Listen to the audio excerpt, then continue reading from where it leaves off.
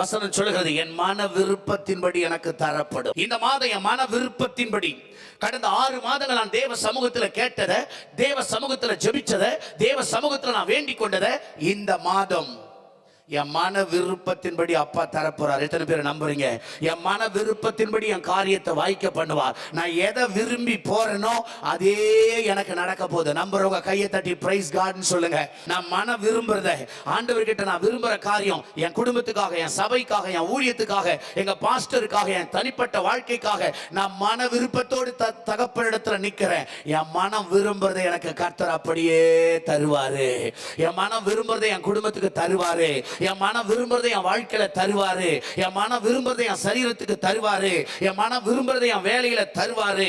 ஆகினால என் கொடி பறக்கும், என் ஜெபம் கேட்கப்படும், ஒத்தாசை அனுப்பப்படும், பலி ஏற்றுக்கொள்ளப்படும், மன விருப்பம் தரப்படும்.